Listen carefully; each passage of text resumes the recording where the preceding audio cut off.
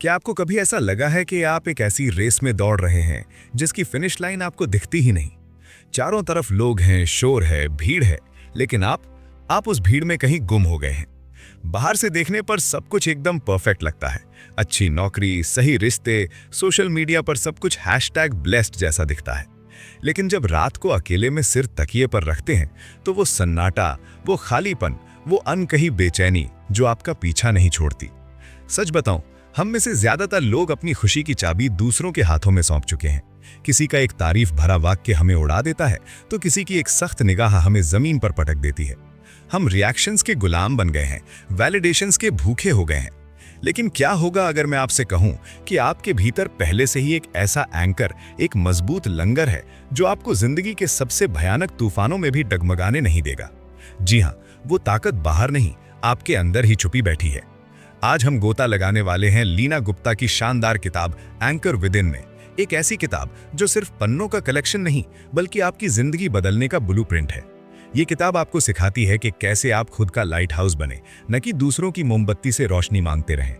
इस वीडियो में आप डिस्कवर करेंगे वो 3 गुप्त तकनीकें जिन्हें अपनाकर आप अपनी खोई हुई इनर कॉन्फिडेंस को न सिर्फ वापस पा सकते हैं बल्कि उसे इतना मजबूत बना सकते हैं कि कोई भी बाहरी परिस्थिति उसे हिला ना सके। आप सीखेंगे रेजिलियंस, यानी गिरकर दोबारा उठने की, मुश्किलों को मुस्कुराकर थप्पड़ मारने की असली कला जो चैंपियंस को आम लोगों से अलग बनाती है। और सबसे खास बात, आपको मिलेगा वो सीक्रेट फॉर्मूला जो इस किताब के पन्नों में दबा है, जिससे आप बिना किसी बाहरी कारण के, बिना किसी की अप्रूवल के सिर्फ अपने भीतर से खुश रह सकते हैं। वो सस्टेनेबल हैप्पीनेस जो टेम्पररी एक्साइटमेंट नहीं बल्कि डीप कंटेंटमेंट है।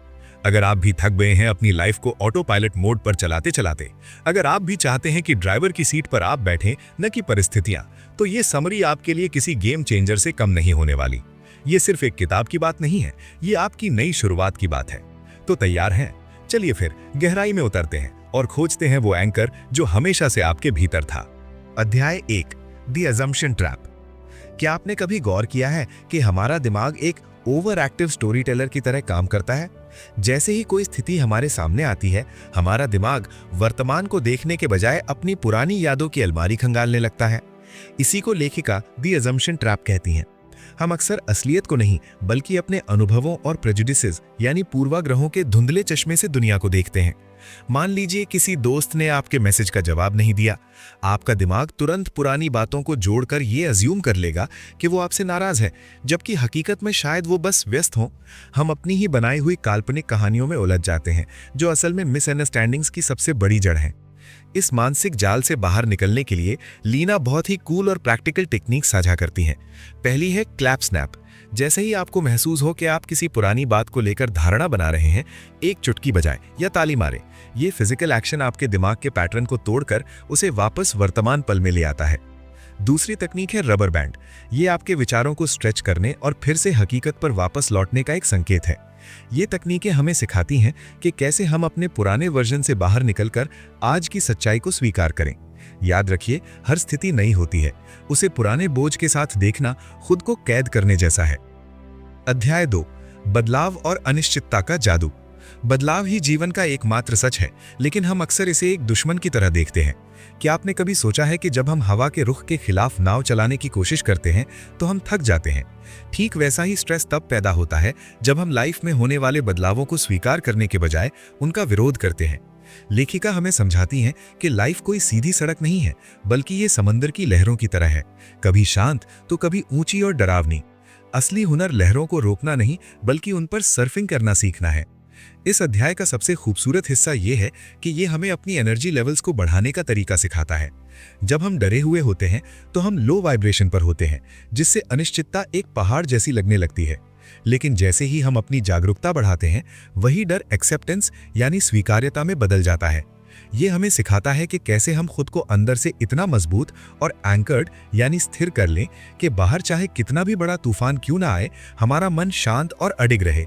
याद रखिए, जब आप अनिश्चितता से दोस्ती कर लेते हैं तो जीवन एक डर नहीं बल्कि एक रोमांचक एडवेंचर बन जाता है। अध्याय 3, क्या मैं काफी हूं? क्या आपने कभी आईने के सामने खड़े होकर खुद से ये सवाल किया है, क्या मुझ में वो बात है? हम अक्सर अपनी काबिलियत को तराजू के एक पलड़े पर रखते हैं और दूसरे पलड़े पर दुनिया की उम्मीदें, तालियां और सोशल मीडिया के लाइक्स। इस अध्याय में लेखिका हमारी इसी इनसिक्योरिटी की जड़ों पर प्रहार करती हैं। वे बड़ी बेबाकी से अपने जीवन के उन पन्नों को खोलती हैं जहां विटिलाइगो यानी सफेद दाग और व्यक्तिगत संघर्षों ने उन्हें खुद की नजरों में छोटा महसूस कराया था। हम अक्सर सोचते हैं कि अगर हमारे पास एक परफेक्ट बॉडी, एक बड़ी डिग्री या समाज में ऊंचा रुतबा होगा तभी हम काफी होंगे। लेकिन लेखिका हमें याद दिलाती हैं कि ये वैलिडेशन की भूख कभी खत्म न होने वाला एक जाल है। लेखिका का तर्क बड़ा ही गहरा और रूहानी है। वे कहती हैं कि हमारी कीमत हमारी अचीवमेंट्स या बाहरी दिखावे से नहीं आंकी जा सकती, क्योंकि ये सब तो समय के साथ बदल जाते हैं। असल में हम काफ़ी इसलिए हैं क्योंकि हमारे भीतर उस डिवाइन पावर का एक अंश है। हम ईश्वर की एक अनूठी रचना है और किसी भी कलाकार की कृति बेकार नहीं होती। जब हम खुद को दुनिया की नज़रों से देखना बंद कर देते हैं तब हमें एहसास होता है कि हम पहले से ही पूर्ण हैं। ये अध्याय हमें सेल्फ डाउट की जंजीरों को तोड़कर अपनी इंटरनल वर्थ को पहचानने का साहस देता है। याद रखिए, आप इस ब्रह्मांड का एक जरूरी हिस्सा हैं। आपके बिना ये दुनिया अधूरी होती। अध्याय 4, निर्णय लेने की क्षमता। क्या आपने कभी महसूस किया है कि एक छोटा सा फैसला लेने में भी आपको घंटों लग जाते हैं? असल में बहुत से लोग डिसीजन मेकिंग में इसलिए हिचकिचाते हैं क्योंकि उनकी मानसिक ऊर्जा यानी मेंटल एनर्जी बिखरी हुई होती है। जब आपका मन एक ही समय में 10 अलग अलग दिशाओं में दौड़ रहा हो तो क्लैरिटी लुप्त हो जाती है। ये अध्याय हमें सिखाता है कि निर्णय लेना केवल दिमाग का खेल नहीं है, बल्कि ये आपकी एनर्जी के संतुलन पर निर्भर करता है। जब आप अपने विचारों के शोर को शांत करके प्रेजेंट मोमेंट में ठहरना सीख जाते हैं तो सही रास्ता खुद ब खुद साफ दिखने लगता है। अक्सर हम गलत फैसला लेने के डर से इतने सहम जाते हैं कि हम कोई फैसला ही नहीं ले पाते, और यही इनडिसाइसिवनेस हमारे विकास को रोक देती है। इस अध्याय में गहराई से समझाया गया है कि कैसे अपने एनर्जी लेवल्स को संतुलित करके हम उस इनर वॉइस को सुन सकते हैं जो हमें सही दिशा दिखाती है। एक स्पष्ट मन से लिया गया एक छोटा सा फैसला भी आपके भविष्य में पॉजिटिव इम्पैक्ट की एक लंबी श्रृंखला शुरू कर सकता है। याद रखें, एक सफल जीवन बेहतर फैसलों का परिणाम होता है और बेहतर फैसले एक संतुलित और जागरूक मन की देन होते हैं।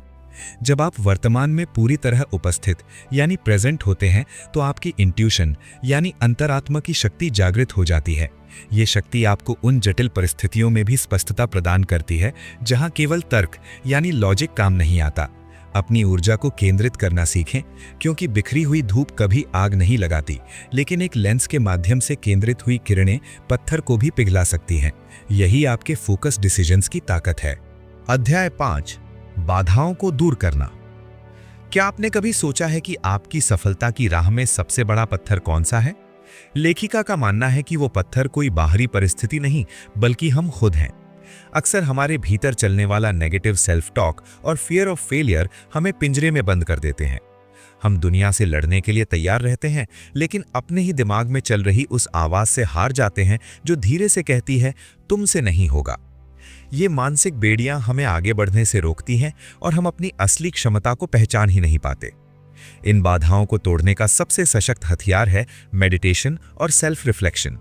जब हम ध्यान लगाते हैं तो हम केवल शांत नहीं बैठते, बल्कि अपने भीतर के शोर को समझना शुरू करते हैं।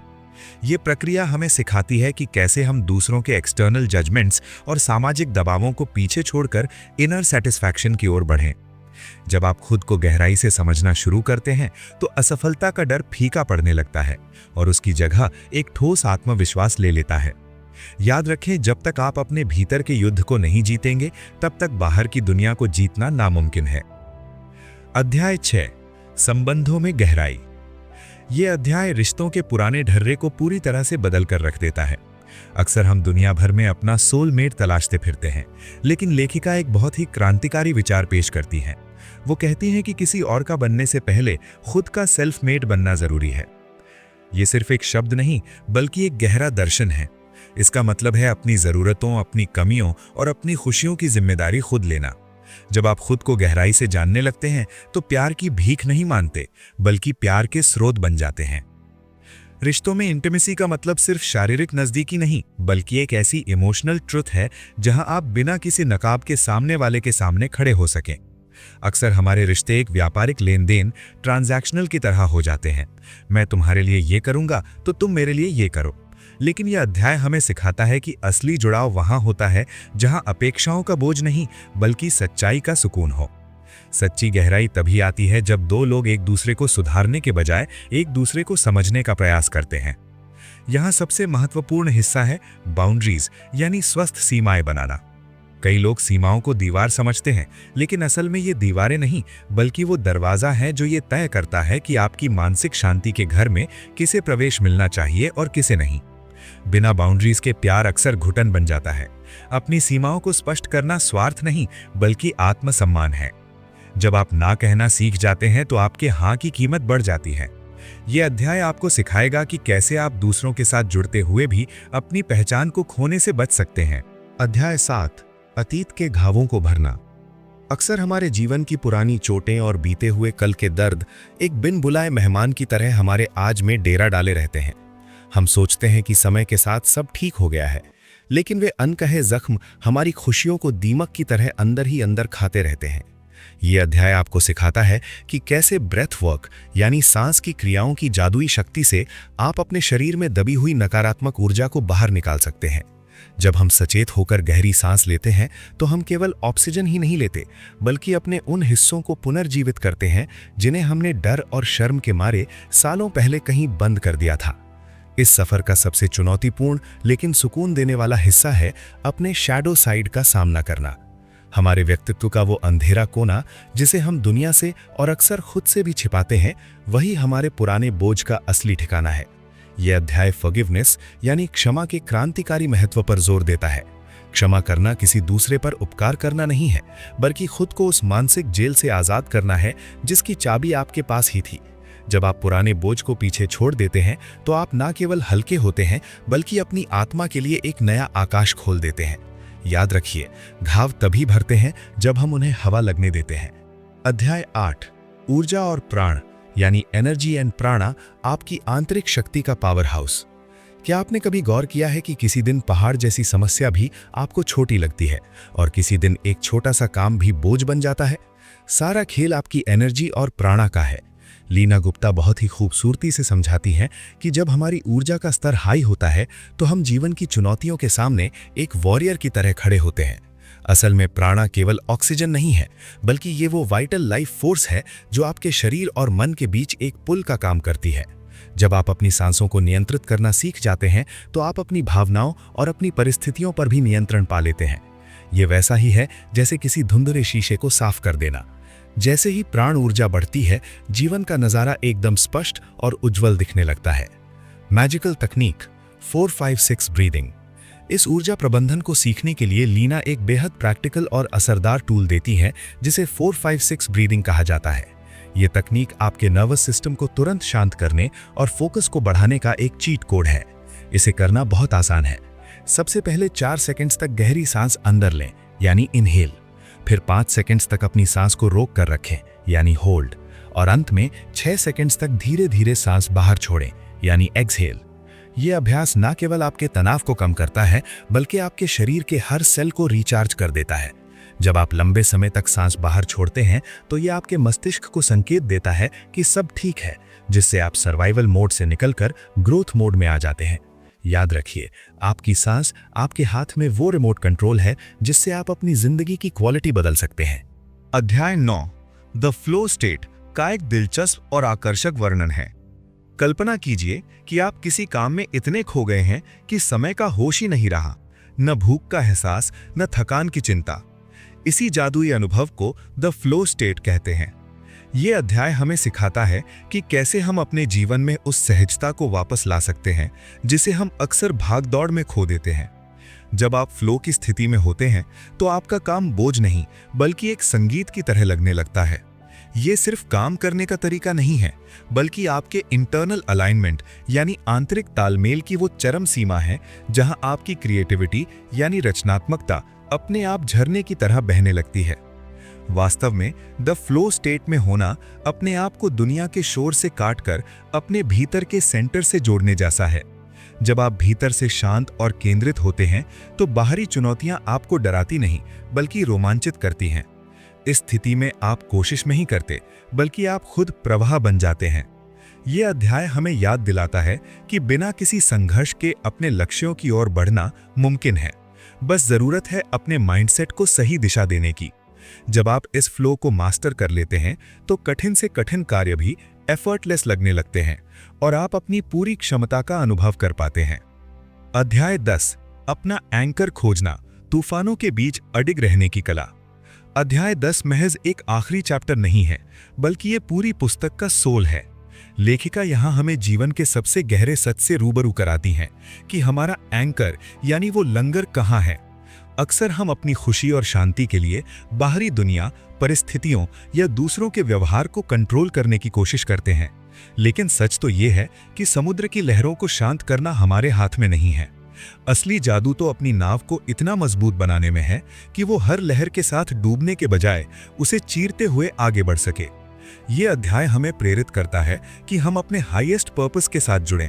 जब आप भीतर से एक मजबूत इंटरनल फाउंडेशन तैयार कर लेते हैं तो बाहरी शोर केवल एक बैकग्राउंड म्यूजिक बनकर रह जाता है। लेखिका बड़े ही खूबसूरत अंदाज में समझाती हैं कि सच्ची शक्ति यानी ट्रू पावर स्थितियों को मुट्ठी में भींचने में नहीं, बल्कि खुद को इतना रेजिलिएंट बनाने में है कि कोई भी इमोशनल तूफान आपकी मुस्कान न छीन सके। सोचिए, कैसा होगा वो जीवन जहां आपकी शांति किसी और की अनुमति की मोहताज न हो। ये चैप्टर आपको सिखाता है कि कैसे अपने भीतर उस साइलेंट सेंटर को ढूंढना है, जहां पहुंचकर आप ये कह सकें कि तूफान चाहे कितना भी बड़ा क्यों ना हो, मेरा एंकर उससे भी कहीं गहरा है। ये यात्रा खुद को बदलने की नहीं, बल्कि खुद को वापस पाने की है। एंकर विदिन केवल एक किताब नहीं, बल्कि आज की भागदौड़ भरी जिंदगी में खुद को खोजने का एक पावरफुल कंपस है।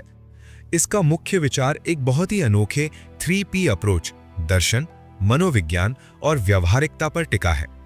लेखिका का मानना है कि हम अक्सर अपनी खुशी की चाबी दूसरों के हाथों में थमा देते हैं, चाहे वो सोशल मीडिया के लाइक्स हों या समाज के खोखले मापदंड। ये पुस्तक हमें सिखाती है कि जब तक हमारा रिमोट कंट्रोल दुनिया के पास रहेगा, हम कभी शांत नहीं रह पाएंगे। इस किताब का सबसे खूबसूरत हिस्सा इसका एंकर यानी लंगर का विचार है। कल्पना कीजिए कि आपका मन एक जहाज है और ये दुनिया एक उथल-पुथल भरा समंदर।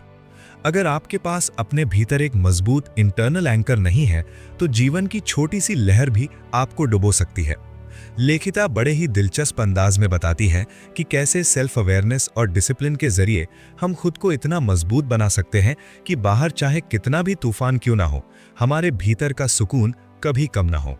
जो बात इस किताब को सबसे अलग बनाती है वो है इसकी प्रैक्टिकलिटी। ये केवल भारी भरकम ज्ञान नहीं बांटती, बल्कि आपको उंगली पकड़कर चलना सिखाती है। इसमें दी गई ब्रीदिंग टेक्निक्स, माइंडफुलनेस के तरीके और डेली रिचुअल्स एक ऐसे रोड मैप की तरह हैं जो आपको मेंटल और इमोशनल रेजिलियंस की ओर ले जाते हैं। ये किताब हमें याद दिलाती है कि असली ताकत बाहर शोर मचाने में नहीं, बल्कि अपने भीतर की शांति को पहचानने में है। ये आपको एक पीड़ित यानी विक्टिम से बदलकर अपनी जिंदगी का कप्तान बनने के लिए प्रेरित करती है। उम्मीद है कि आपको ये वीडियो पसंद आया होगा। अगर आपको पसंद आए हैं तो फिर कमेंट सेक्शन में कमेंट जरूर लिखें और चैनल को सब्सक्राइब जरूर कीजिए। मिलते हैं अगली वीडियो में, तब तक के लिए थैंक यू और टेक केयर।